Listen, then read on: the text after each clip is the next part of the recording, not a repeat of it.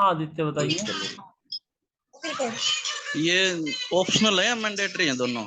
दोनों ऑप्शनल हैं। अगर आप लोगों को करना है, मतलब किस कंपनी की रिक्वायरमेंट है तो कर सकते हैं, नहीं है तो वो जरूरी नहीं है कि उनका ये करना जरूरी है, लेकिन ये दोनों ऑप्शनल सीधा है। परचेज ऑर्डर बना सकते हाँ हैं। डायरेक्ट हम उसको पीओ बना सकते हैं, लेकिन पीओ जो मेरा होगा ये मैंडेटरी रहेगा। ठीक है। ठीक है। मोस्टली कंपनी क्या करती है, पहले पीआर बनाती है, पीआर के बाद में पीओ बनाती है, पीओ के बाद में बनाती है जीआरएन। जीआरएन ठीक है, और उसके बाद करती है इनवॉइस। ये एक कंसेप्ट रखती है। इसको आरएफक्यू को मैं हटा देता हूँ। ठीक है, आप लोगों को थोड़ा समझ में आ जाएगा। ये एक P2P का नॉर्मल प्रोसेस होता है, जैसे ये भी एम होता है, मैंडेटरी होता है, ये भी होता है।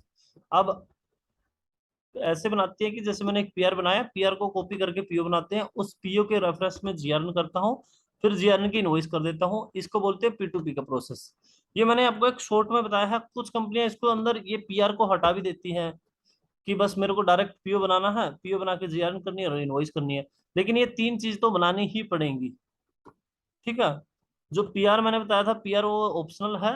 इसके साथ साथ में अगर मैं आपको ऐड करके बताऊं, तो इसके साथ साथ में ये भी हो सकता है, मैं पीआर बना रहा हूं जैसे, पीआर के बाद में आरएफक्यू, रिक्वेस्ट फॉर कोटेशन।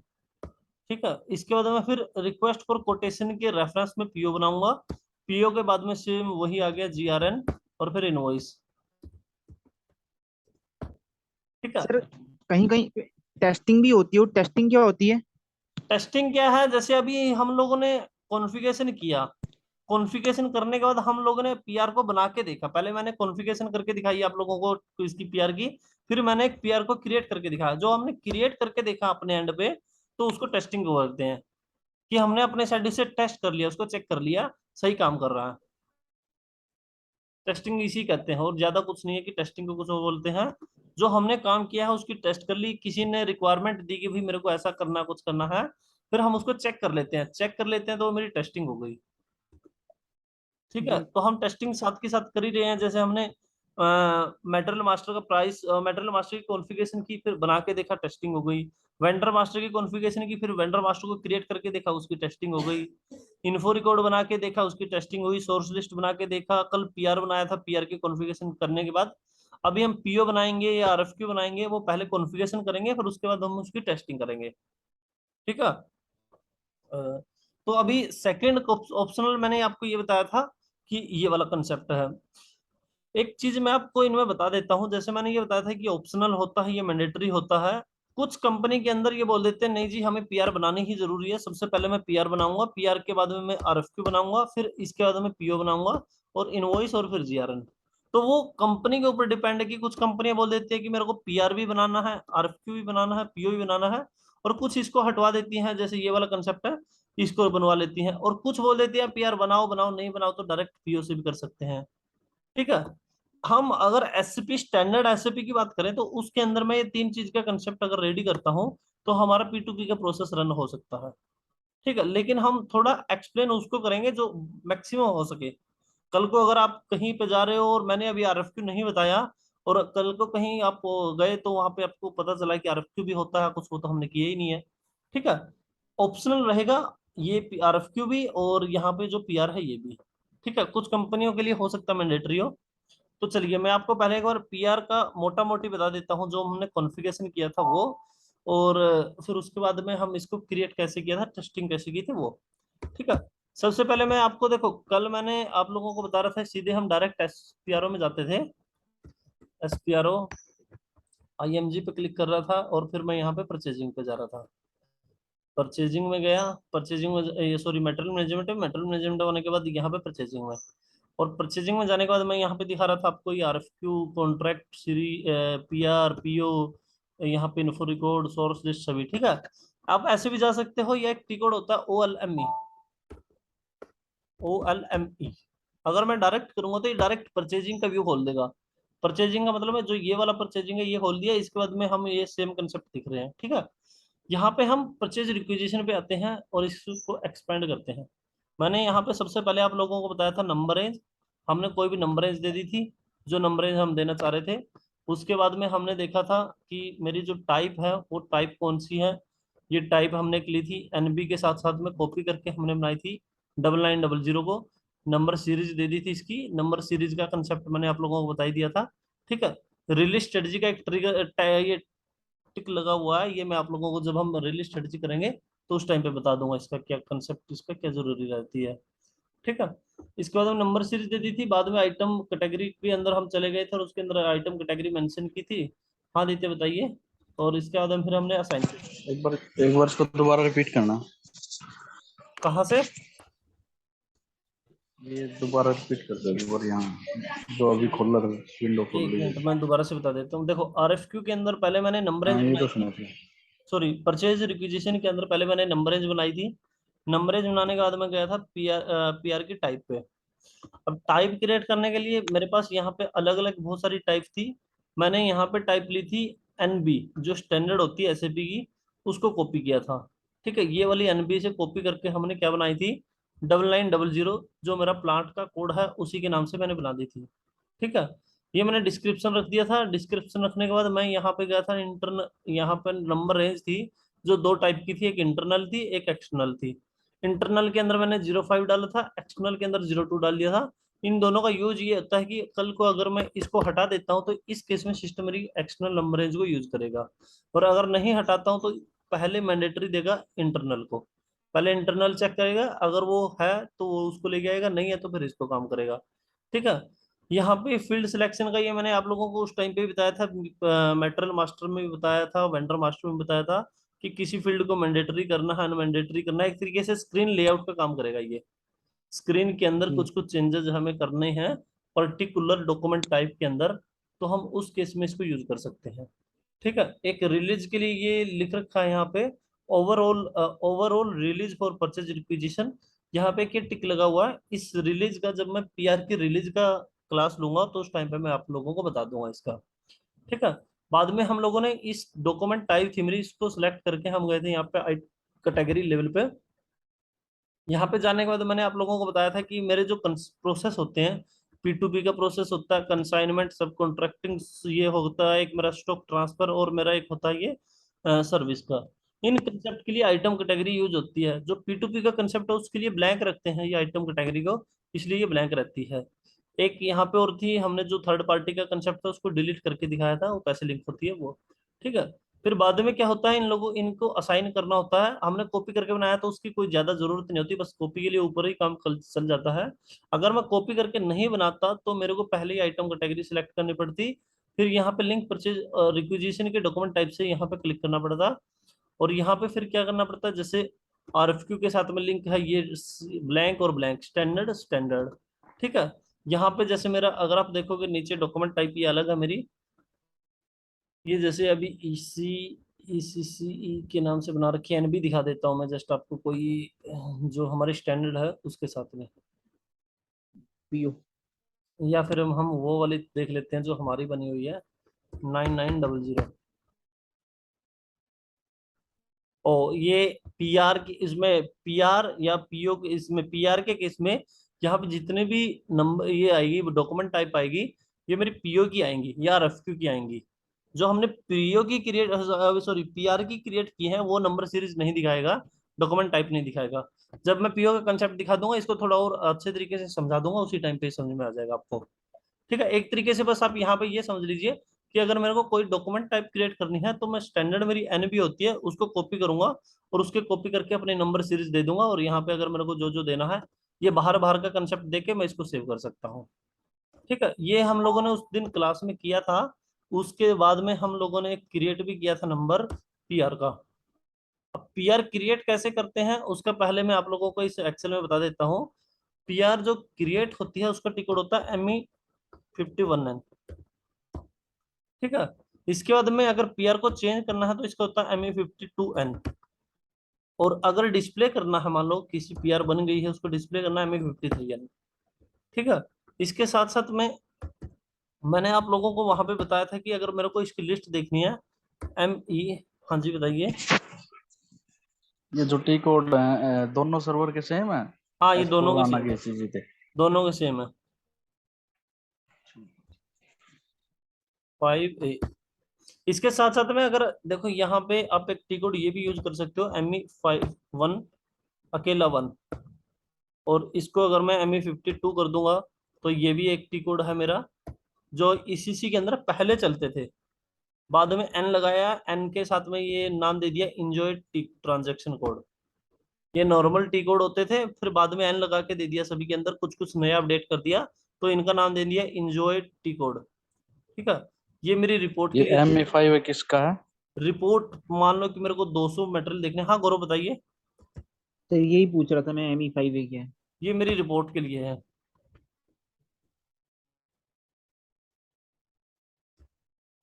ठीक है, अगर मान लो कि मेरे को बहुत ज्यादा देखने हैं तो उसके लिए। और ये मेरा डिस्प्ले हो गया, चेंज हो गया, और ये मेरा क्रिएट हो गया। और इसके साथ साथ में फिर मैंने ये भी बताया था कि हमारी टेबल कौन सी में डाटा सेव होता है। टेबल के अंदर अगर हम जाएंगे तो ई बान, ये मेरी एक टेबल होती है, जिसके अंदर मेरा जो भी PR बनी है उसका सारा का सारा डाटा कहाँ पे सेव होगा, इस टेबल के अंदर जाके सेव होगा। ठीक है गौरव, शायद आपको ये टेबल का कंसेप्ट का आइडिया नहीं होगा, बाकी मैं आपको फिर भी एक्सप्लेन कर देता हूँ। इन लोगों को मैंने बता दिया था। हमारा जितना भी हम कोई भी डॉक्यूमेंट बनाते हैं या कुछ भी बनाते हैं हम, उन सारी की जी। सारी चीजें सिस्टम क्या करता है, एक बैकग्राउंड में कहीं पे जाके सेव करता है। जैसे मैंने अभी एक PR बनाई, डॉक्यूमेंट टाइप बनाई, तो उन सभी चीजों को क्या करेगा सिस्टम, एक TR के अंदर जाके, सॉरी, एक टेबल के अंदर जाके सेव करेगा। अगर हमें TR के ऑब्जेक्ट से भी देखना है तो हम उसके ऑब्जेक्ट से भी देख सकते हैं। SE09 एक टी कोड होता है, इसके अंदर अगर हम जाएंगे तो जो हम डेली बेस पे हम एक TR में सेव कर रहे हैं डाटा, जैसे ये आ रही है हमारे पास ये। ठीक है, इस TR में अगर हम देखेंगे, यहाँ पे जाएंगे तो हमें इसमें सारी की सारी एक्टिविटी दिख जाएंगी जो हम लोगों ने अभी तक की है। जैसे अगर आप नीचे देखोगे स्टार्टिंग से, ये देखिए यहाँ से हमने प्लांट क्रिएट किए, यहाँ पे देखिए, मैं नीचे से ही लेके चला जाता हूँ। ये एक TR के अंदर हमने क्या क्या, सॉरी मैं बैक आ गया थोड़ा, यहाँ पे। सर ये SE09 क्या करेगा, दोबारा रिपीट कीजिएगा। SC09 से ही होगा, जो हमें कोई भी TR बनाई हुई है, TR बनाने के बाद जब हमारा कंसेप्ट सेम हो रहा है, सेव हो रहा है, तो SC09 में जाके हम इसको देख सकते हैं। और यहाँ पे ये TR मेरी सेव होती है। अगर आप लोगों को ध्यान किया हो तो जब भी मैं कोई एक TR डॉक्यूमेंट बनाने के बाद सेव करता हूँ, तो इसमें जाके सेव होता है वो। ठीक है, आप लोगों को नेक्स्ट टाइम पे दिखा भी दूंगा ये कहाँ पे सेव हो रहा है। अब अगर आप देखोगे इसके अंदर हम लोगों ने क्या क्या किया, वो सारी की सारी एंट्रियां इसके अंदर सेव है। असाइन टू कंपनी कोड, देखो यहाँ पे अगर आप लोग देखोगे, डिफाइन, ये ग्रुप बनाए हुए हैं, नंबर है जो BP के लिए बनाई हुई है, ये पहले बने हुए थे। हमारा कंसेप्ट यहाँ से हुआ था, डिफाइन कंपनी कोड थी, कंपनी कोड के बाद में प्लांट बनाया, प्लांट की स्टोर लोकेशन बनी, परचेज ऑर्गेनाइजेशन कंट्रोलिंग एरिया बनाया था, FI ने बनाया होगा ये, बिजनेस एरिया, ये भी कंपनी कोड बनाई, असाइन किया फिर बाद में हम लोगों ने। ठीक है, इसके बाद में अगर आप यहाँ पे देखोगे तो यहाँ पे भी देखो वेरिएंट का कुछ हमने ओपन किया है, पोस्टिंग पीरियड हमने जो डाला था, पोस्टिंग पीरियड का कंसेप्ट मैंने बताया था आप लोगों को, वो यहाँ पे सेव हो रखा है। ये असाइनमेंट हो रखी है वेंडर मास्टर के ग्रुप के साथ में मेरी नंबर सीरीज की, फिजिकल ईयर का जो सेटिंग है कुछ डिफॉल्ट है, ओपन पोस्टिंग पीरियड का ये है। ठीक है, इसके अंदर सारे के सारे चेंजेस होते हैं। अगर अभी रिसेंटली में देखोगे तो हमने बनाई थी डॉक्यूमेंट टाइप, ये जैसे ये मेरी डॉक्यूमेंट टाइप है, ये वाली, ये देखो यहाँ पे ही बैक करता हूँ, मैं वापस दिखा देता हूँ।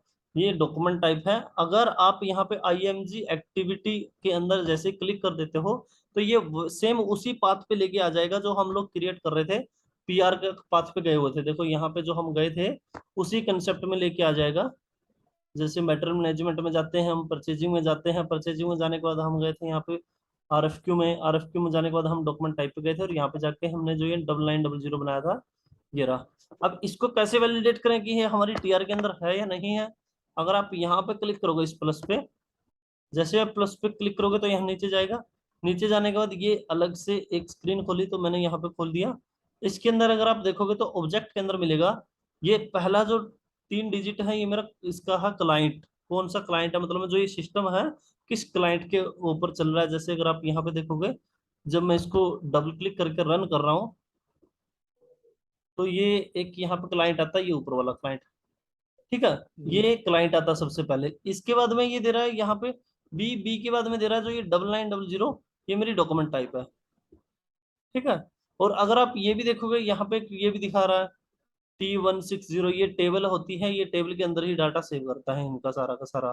तो ये एक तरीके से ऐसे ही हर चीज को यहाँ पे सेव करता है इसके अंदर, जो हमने काम किया है, पीआर बनाई है, पीओ बनाया है, डॉक्यूमेंट टाइप जितने भी क्रिएट किए हैं उनके अंदर। अब मैं आपको वापस से दिखा देता हूँ। ओएलएमई के बाद में मैंने जो आपको एक्सेल के अंदर बताया था, ये क्रिएट किया था, तो ये टेबल के अंदर जाके सेव होता है। अभी मैं आपको वहां पे भी दिखाता हूँ। MA5A, ये रिपोर्ट मैंने रन की, मान लो यहाँ पे जाके मेरे पास अलग अलग फिल्टर है, मैं किस बेस पे अपनी पीआर को ढूंढ सकता हूँ, निकाल सकता हूँ। मेटेरियल के बेस पे निकालनी है, डॉक्यूमेंट टाइप जैसे अगर मैं यहाँ पे डाल दूँ 9900, प्लांट भी मिलेगा आपको नीचे इसमें, यहाँ पे प्लांट के बेस पे भी निकाल सकते हैं। अगर कुछ चीजें आपको यहाँ नहीं मिल रही है, कि मैं यहाँ पे देख रहा हूँ लेकिन नहीं मिल रही है, अगर आप यहाँ पे देखोगे ऊपर ये डायनेमिक सिलेक्शन दिया हुआ है, यहाँ पे जाओगे तो यहाँ पे एक आइटम का ऑप्शन है, ये हेडर का ऑप्शन है, ये आइटम का है। अगर मैं इस पे क्लिक करूंगा तो ये ऊपर डॉक्यूमेंट टाइप आ गई, बहुत सारे यहाँ पे आ गई, इनके बेस पे भी मैं अपना लगा सकता हूँ फिल्टर। और ऐसे ही मेरा दूसरा ऑप्शन है जो यहाँ पे नीचे मिलेगा अभी आप लोगों को, जैसे ये खत्म हो जाएगा इसका कंसेप्ट तो इसके बाद नीचे वाला आ जाएगा। हम्म, यहाँ पे नीचे देखिए, ठीक है, ये मेरा आइटम लेवल पे है। आइटम लेवल के अंदर अगर मेरे को कुछ नंबर डाल के पास करना हो और यहाँ पे डाल के मैं एग्जीक्यूट कर सकता हूँ। ठीक है, फिलहाल अभी इसकी मेरी जरूरत नहीं है तो मैं इसको हटा देता हूँ। अभी मैं डायरेक्ट यहाँ पे मैंने एक डॉक्यूमेंट टाइप डाल दी और एग्जीक्यूट कर दिया। जितनी भी मेरी पीआर क्रिएट होंगी वो आ जाएंगी। यहाँ पे अभी सिस्टम एक लेके आ रहा है। इसके साथ साथ में मैंने आप लोगों को ये भी बताया था कि यहाँ पे सोर्स स्कोप ऑफ लिस्ट होती है। ये होती है कि मेरे को व्यू कैसे देखना, अगर आपने अभी देखा हो तो एक अलग तरीके से आता है। ALV रिपोर्ट मोस्टली यूज करते हैं कंपनियां। ALV के अंदर अगर मैं जाऊंगा तो आप यहाँ पे ये फॉर्मेट देख सकते हो। इस फॉर्मेट के अंदर अगर आपको देखते हैं तो यहाँ पे ऊपर रहता है, देखो, चेंज का स्क्रीन लेआउट का ऑप्शन रहता है। इसके अंदर अगर मेरे को बहुत सारे फील्ड, ये देखो यहाँ पे अभी तक यहाँ तक के हैं, बहुत ज्यादा रखने हैं, कंट्रोल ले किया मैंने और यहाँ से क्लिक कर दिया और कंटिन्यू कर दिया। तो अगर अभी आप देखोगे तो बहुत सारे फील्ड आ गए होंगे इसके अंदर, जो जो हमने अपडेट किए हुए हैं, किस टाइप में बनाया, क्या क्या डाला, क्या क्या नहीं, सारी की सारी चीजें यहाँ पे सेव कर रखा होगा सिस्टम ने। ठीक है, इसमें एक चीज और दिखा देता हूँ मैं आप लोगों को। मान लो कि रिपोर्ट के अंदर मेरे बहुत सारे मेटेरियल, ये पीआर खुल गए। पीआर की किसी भी लाइन के अगर मैं यहाँ पे डबल क्लिक कर दूंगा तो ये MA53N में डिस्प्ले में ले जाएगा। अगर आप यहाँ पे देखोगे तो ये सेम डिस्प्ले में लेके चला गया। ऊपर ये ऑप्शन होता है चेंज का, अगर मान लो कि मेरे को इसके अंदर कुछ चेंज करना है तो मैं इसे चेंज मोड पे क्लिक करूंगा तो यहाँ पे कुछ कुछ अगर डालना है तो मैं डाल सकता हूँ। जैसे ये डिलीवरी डेट है, ये मेरे को लगता है कि 29 हो गई है, 30 तारीख तक पहुंचेगा मेरा सामान, तो मैं ऐसे करके इसको सेव कर सकता हूँ। ठीक है, ये मेरा सेव हो गया वापिस से। ठीक है, इसको मैं कंसेप्ट को ऐसे भी यूज कर सकता हूँ, MA52N में जाके जो चेंज का ऑप्शन है डायरेक्ट मैं वहां से भी यूज कर सकता हूँ। ठीक है, इसमें फिर मेरे को ये चेंज करने की जरूरत नहीं है। अगर आप यहाँ पे भी देखोगे तो अभी मैंने 30 किया है तो ये 30 हो गया। इसके साथ में अगर आप लोगों को देखना है तो यहाँ पे देख सकते हो, ये मैंने आप लोगों को बता दिया था पीआर के अंदर ये हेडर लेवल होता है, हेडर के बाद में आइटम लेवल होता है। आइटम लेवल के अंदर पहला कॉलम होता है मटेरियल डाटा का। मटेरियल डाटा के अंदर अगर आप देखोगे तो यहाँ पे मटेरियल नंबर आया हुआ है, मटेरियल का टेक्स्ट आ गया, बैच आ गया। बैच अभी हमारा कुछ है नहीं है, ब्लैंक छोड़ रखा है, इसको हम आगे करेंगे। मटेरियल ग्रुप जो हमने मटेरियल मास्टर के अंदर डाला था वो आ गया। यहाँ पे हमारी क्वांटिटी और डेट्स आ जाएंगी, कब कब हमारा रिसीव हो रहा है, कब हमने क्रिएट किया है, ये रिलीज डेट कब है, पीओ क्लोज हो गया है या नहीं हो गया, मेरा पीआर, सॉरी, पीआर मेरा क्लोज हो गया नहीं हो गया। ठीक है, इसके साथ साथ में मैंने एक आपको बताया था कि मटेरियल मास्टर के अंदर एक SLED लाइफ होता है, कि मेरा ये कितने दिन तक चलेगा, खराब हो जाएगा नहीं हो जाएगा, वो मटेरियल मास्टर का फील्ड सेम यहाँ उठ के आता है। अगर मैंने मटेरियल मास्टर में कुछ डाला होता तो यहाँ पे उठ के आ जाता। ठीक है, इसके बाद में यहाँ पे वैल्यूएशन में दिखाता हूँ। वैल्यूएशन में क्या होता है, जो हमने मेटल मास्टर का प्राइस डाल रखा है, इसका इसका प्राइस, स्टैंडर्ड प्राइस जो हमने अकाउंटिंग 1 में मटेरियल मास्टर क्रिएट क्रिएट करने के टाइम पे डाला था वो यहाँ पे उठ के आएगा। उसके साथ साथ में सिस्टम क्या करता है, इनटू में ये कर देता है और यहाँ पे टोटल दिखाता है। ठीक है, ये एक पीस का प्राइस है तो 100 पीस का प्राइस मेरा टोटल ये हो गया। ठीक है, यहाँ पे गुड रिसिप्ट, इनवॉइस रिसिप्ट पे क्लिक है। अच्छा, नेक्स्ट में आता हूँ मैं, सोर्स ऑफ सप्लाई। यहाँ पे मेरा कि कौन से किससे रिसीव करना हो, मेरे को फिक्स वेंडर वगैरह करना है, इन्फो कोड अगर अपडेट करना है तो वो डाल सकता हूँ। ठीक है, बट यह कुछ ऐसे डालने की जरूरत नहीं। नीचे में स्टेटस में दिखाता हूँ, ये मोस्टली एक यूज होता है स्टेटस। स्टेटस के अंदर हम क्या देखते हैं कि मेरा जो पीआर है अभी उसके क्या स्टेज है, रिलीज हो गया है, पीओ बन गया है उसका, या क्लोज हो गया है क्या। जैसे अगर आप यहाँ पे देखोगे तो ये अलग अलग ऑप्शन है। अगर ये इसका आरएफक्यू क्रिएट हो जाएगा तो आरएफक्यू आ जाएगा यहाँ पे। अगर मान लो पीओ क्रिएट हो जाएगा तो पीओ आ जाएगा। ठीक है, इसी तरीके से यहाँ पे सिस्टम दिखाता रहता है जो भी इसका कंसेप्ट आएगा। ठीक है, और ये एक रिलीज का, इनएक्टिव का, एक्टिव का ऑप्शन रहता है। अभी रिलीज स्ट्रेटजी मैंने लगाई नहीं है, जब हम लगाएंगे तो उसके अंदर इसको भी चेक कर सकते हो, यहाँ पे दिखाएगा। नेक्स्ट में आता है contact person. Contact person mostly बहुत सारी कंपनियां करती हैं। इसका क्या करती हैं कि कॉन्टेक्ट पर्सन, मान लो कि मैं किसी से सामान खरीद रहा हूँ, या फिर कंपनी के अंदर रिक्वायरमेंट किसने दी है।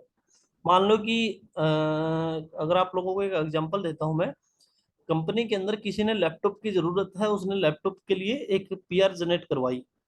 अब पीआर जनरेट कोई और कर रहा है। मान लो कि हम क्या कर रहे हैं, एक मेरा जनरल स्टोर है प्लांट के अंदर, जहां पे मैं सारी सामानें रखता हूँ, जितने भी डेली में मेरी नोटबुक आ रही है, पेन आ रही है, लैपटॉप आ रहा है, ड्रेस आ रही है, या फिर अदर चीजें हो गई, जैसे जो भी एक सामान होता है, कॉमन सामान जितना भी है, मैं एक स्टोर में रखता हूँ, और उसके अंदर कुछ लोग बैठते हैं, वो सारे सामान डिस्ट्रीब्यूट करते हैं। अब मैंने किसी को बोल दिया कि भाई लैपटॉप की जरूरत है, तो जो वो स्टोर में बैठे हैं उनको कैसे पता रहता है कि ये लैपटॉप किसके पास जाएगा, किसने रिक्वेस्ट डाली थी। तो ये रिक्वेस्ट यहाँ से हम डाल सकते हैं, रिक्विजिशनर, रिक्विजिशनर बोल सकते हैं, या फिर रिक्वेस्ट किसने डाली है उसके नाम से। जैसे अगर मैं यहाँ पे नाम डाल देता हूँ सुमित, एंटर करता हूँ, तो यहाँ पे अपडेट हो जाएगा ये सेम। ठीक है, यहाँ पे एक ट्रैकिंग नंबर है, ये भी मैं डाल सकता हूँ अगर डालना चाहूँ तो, कि ये कौन से नंबर से ट्रैक हो रहा है, क्या नंबर है। अगर देना चाहूँ तो, नहीं देना चाहूँ तो इसको छोड़ सकता हूँ, ऐसा कुछ नहीं है। नेक्स्ट में टेक्स्ट। टेक्स्ट के अंदर क्या है, कुछ कुछ अलग अलग टेक्स्ट है। डिलीवरी नोट पे जैसे क्या है, हम अगर कोई पीओ, अगर मैं कोई सामान मंगवाता हूँ फ्लिपकार्ट से, अगर आप देखोगे पहले कि उसका इनवॉइस आएगा, इनवॉइस के नीचे 6-7 लाइन उनकी आएंगी टर्म एंड कंडीशन की, ये वाली कंडीशन है, ये वाली कंडीशन। तो वो उस टाइप की कोई कंडीशन अगर हमें देनी है, उस टाइप के कोई भी टेक्स्ट हमें डालना है आइटम लेवल पे, तो हम यहाँ पे डाल सकते हैं। ये दो टाइप के टेक्स्ट होते हैं, एक हेडर लेवल पे मिलेगा आपको यहाँ पे, और एक मिलेगा मेरे को आइटम लेवल पे। हेडर लेवल में क्या है, हेडर लेवल के अंदर मैं जब भी अगर कोई भी ये क्रिएट कर दूंगा, टेक्स्ट को डाल दूंगा, वो टेक्स्ट मेरा अप्लीकेबल हो जाएगा सभी लाइन आइटम के ऊपर। मान लो इसके अंदर 10, 20, 30, 40, 50, 6, 7, 8 लाइन आइटम डली है, तो उन सभी के ऊपर एप्लीकेबल हो जाएगा ये। और अगर मान लो कि मेरे को करना पहली लाइन के अंदर कोई एक टेक्स्ट है, दूसरी के अंदर कोई दूसरा है, तीसरी के अंदर तीसरा, तो मैं फिर उसको आइटम लेवल पे डाल दूंगा। ठीक है, ये इसमें डिलीवरी एड्रेस है। डिलीवरी एड्रेस मोस्टली वो प्लांट का एड्रेस एक तरीके से ये होता है, ये डल के आएगा कंपनी के अंदर जो हमारा प्लांट है, उसका नाम मिलेगा आपको यहाँ पे। ठीक है, तो ये एक मेरी मोटा मोटी पीआर को जनरेट करते हैं वो वाला कंसेप्ट होता है। यहाँ पे एक रिलीज स्ट्रेटजी ऑलरेडी आई हुई है, किसी ने बना रखी थी और हमने वो देख लिए हैं। अगर आप यहाँ पे देखोगे हेडर के अंदर एक टेक्स्ट का फील्ड आता है, जब हम क्रिएट करते हैं तो ये केवल टेक्स्ट रहता है। लेकिन जैसे हम क्रिएट करके सेव कर देते हैं, अगर मेरी रिलीज स्ट्रेटजी की कोई कॉन्फ़िगरेशन हो रखी है, तो एक तरीके से ऐसे आ जाएगी। इसमें क्या होता है, रिलीज स्ट्रेटजी के अंदर अलग अलग अप्रूवल के रख सकते हैं कि मान लो आप लोगों को रिलीज स्ट्रेटजी का कंसेप्ट बताऊं तो, मान लेते हैं कि हमने कोई भी सामान मंगवाना है कंपनी के अंदर, तो पहले मैंने क्रिएट किया, तो क्रिएट करने के बाद मेरा मैनेजर उसको अप्रूव करेगा। तो मैनेजर अप्रूव किएगा तो यहाँ पे एक लेवल है। इसमें हम सिस्टम ने अभी एक तरीके से लगाया हुआ है, अगर एसएपी सिस्टम अलाउ बोलता है 8 लेवल तक हम कर सकते हैं, इसको 8 लेवल तक अप्रूव करवा सकते हैं। एक मैनेजर है, दूसरा मैनेजर, तीसरा मैनेजर, 4, 7, 8 लोग हैं जो अप्रूव करते हैं, तो उसको 8 लेवल तक कर सकते हैं अगर हम करना चाहें तो। ठीक है, तो यहाँ पे हमारे इसका पीआर बन गई है, तो इस पीआर को हम अभी देख लेते हैं। तो इसको अभी रिलीज स्ट्रेटजी किसी और की लगी हुई है, हम बाय द वे ये तो चेक कर रहे हैं वैसे ही, बाद में हम इसको बताएं भी कि कैसे लगती है और कैसे उठ के आएगी ये। ठीक है, तो अभी एक नोट और कर सकते हो आप यहाँ पे,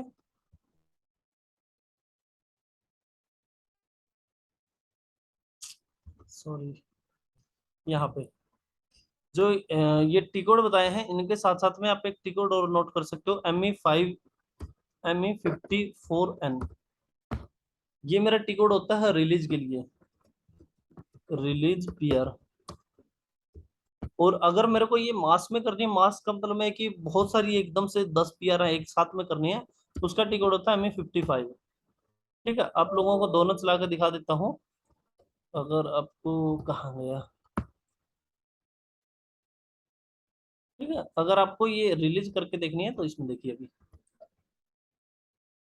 मैं इसको नो करता हूँ। पहले मैं आपको ME55 रन करके दिखाता हूँ। ME55, इसके अंदर हमें क्या देना होता है, कोड देना होता है, जो हमारा ग्रुप है रिलीज का वो देना होता है। ये कोड मैंडेटरी है।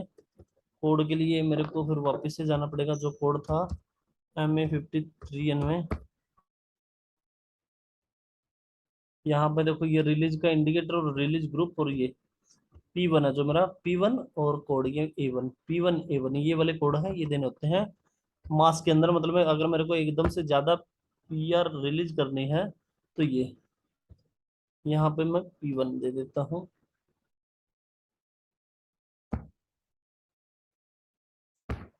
ठीक है,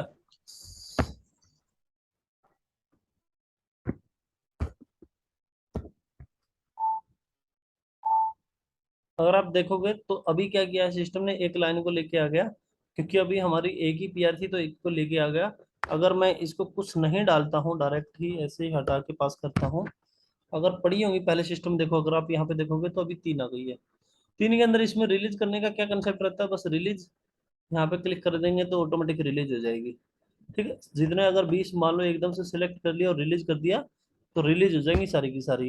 ये होता है मैनेजर लोगों के लिए, कि बहुत ज्यादा बिजी हैं, उनको अप्रूव करना है तो वो कैसे अप्रूव करते हैं। नॉर्मली अगर हमें देखना तो ME54 होता है टिकोड, उसके अंदर हम जाएंगे ऐसे, और इसके अंदर जाने के बाद हम यहाँ पे जो ये कॉलम दिया हुआ है इसके अंदर पास करेंगे हमारी PR नंबर, जो अभी ये ऑटोमेटिक लेके आ रहा है। ठीक है, लास्ट वाली ये उठा के आता है सिस्टम। इसको रिलीज करने का कंसेप्ट क्या रहता है, मेरे को यहाँ से करना है क्लिक और सेव कर देना है। ये मेरी PR रिलीज हो गई है। अगर अभी रिलीज होने के बाद आप नीचे आइटम के अंदर जाओगे, आइटम की डिटेल, और यहाँ पे स्टेटस, तो अगर आप यहाँ पे देखोगे तो अभी ये इन रिलीज हो गया। पहले ये एक्टिव होगा आई थिंक, इन रिलीज हो गया। ठीक है, ये रिलीज हो गया। इसके बाद अगर मान लो कि मेरे को अब PR के बाद RFQ का कंसेप्ट बताना है तो मैं आपको वो बता देता हूँ। ठीक है, एक PR को क्रिएट करने के बाद नॉर्मली आपको अगर P2P का कंसेप्ट देखना तो मैं PO बना के दिखा सकता हूँ, लेकिन फिर भी मैं आपको RFQ का बता देता हूँ। RFQ के बाद हम करेंगे PO, फिर करेंगे GRN, फिर इनवॉइस। ठीक है, तो अभी हम चलते हैं RFQ की साइड। RFQ के लिए सबसे पहले हमें करनी होती है कॉन्फ़िगरेशन। कॉन्फ़िगरेशन के लिए पहले टी कोड OLME। मैं एक बार दोबारा से इसको स्टार्ट कर देता हूँ मीटिंग को, उसके बाद में मैं आप लोगों को कनेक्ट करता हूँ। ठीक है ना, अब इसको रोक लेता हूँ क्योंकि ये फिर बंद होना है।